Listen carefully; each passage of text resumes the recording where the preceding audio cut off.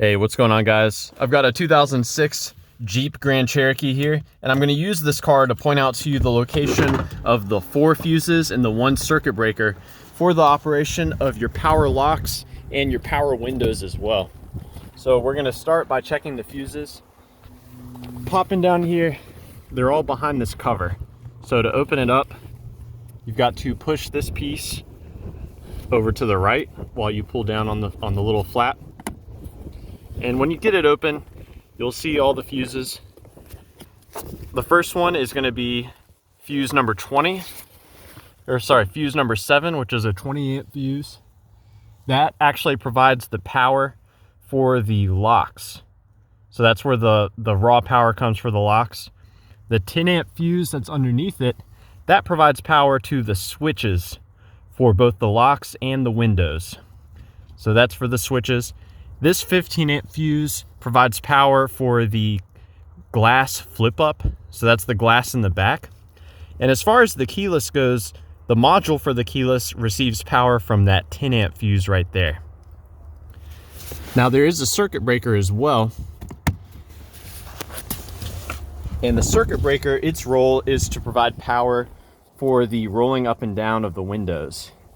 And to get to that circuit breaker, you'll need like a flathead screwdriver like this, and you pry this open,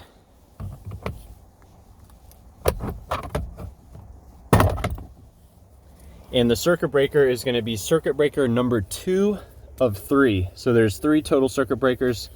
The one for the windows is going to be this one right there, the one on the right side, and you just pull it out with some regular needle nose. It'll come out just like a fuse. And if you want to swap that, if you don't have a way of testing it, you can swap it as a troubleshooting step. I recommend swapping it with the one right next to it, which is for the power seats. One other troubleshooting step you can do, every time you open and close a door, there's a lot of wiring that gets flexed in this loom here. You can try holding the switch while you change the angle of the door. So open and close the door while you're holding the switch, and if there's a certain angle at which the window starts to respond, then you can be reasonably confident that you may have an issue with the wire in this area. Maybe the wire's been flexed one too many times and it's breaking internally. And it goes without saying as well, you want to try the other switches.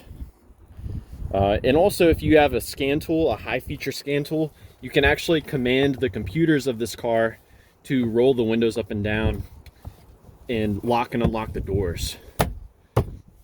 So that would be another troubleshooting step to see if it's an issue with the switch or the motors themselves. So yeah, thanks for watching. I hope I've given you guys some good troubleshooting information. Let me know if you have any questions, or more importantly, if you have any advice about troubleshooting the power doors or the power windows on your Jeep.